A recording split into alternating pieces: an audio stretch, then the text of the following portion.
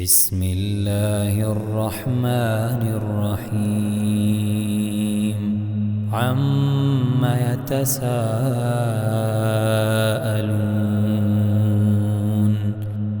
عن النبأ العظيم الذي هم فيه مختلفون كلا سيعلمون ثم كلا سيعلمون ألم نجعل الأرض مهادا والجبال أوتادا وخلقناكم أزواجا وجعلنا نومكم سباتا وجعلنا الليل لباسا وجعلنا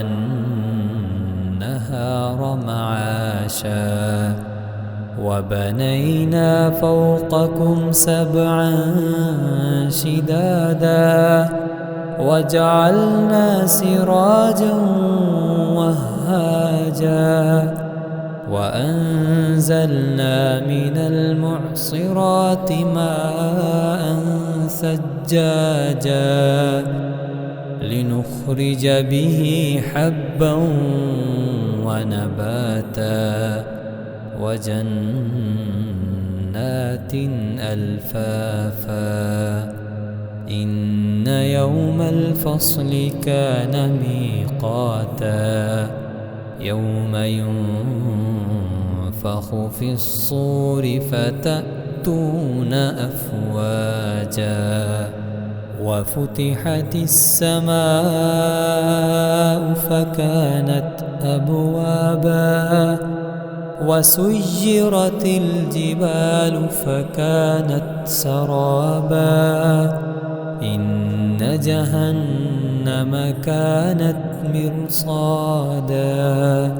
للطاغين مآبا لابثين فيها أحقابا لا يذوقون فيها بردا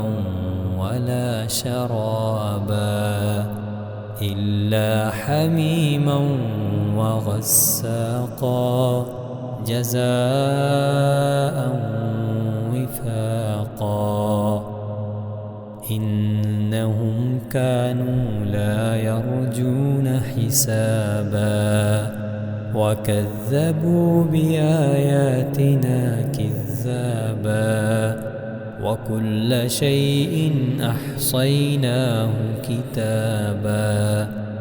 فذوقوا فلن نزيدكم إلا عذابا إن للمتقين مفازا حدائق وأعنابا وكواعب أترابا وكأسا دهاقا لا يسمعون فيها لغوا ولا كذابا جزاء من ربك عطاء حسابا رب السماوات والأرض وما بينهما الرحمن لا يملكون منه خطابا يوم يقوم الروح والملائكة صفا لا يتكلمون إلا من أذن له الرحمن وقال صوابا ذلك اليوم الحق فمن شاء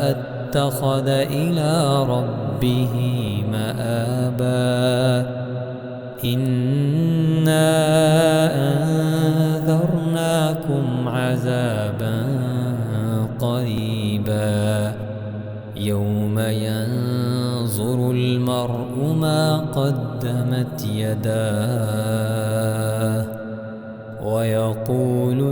الكافر يا ليتني كنت ترابا.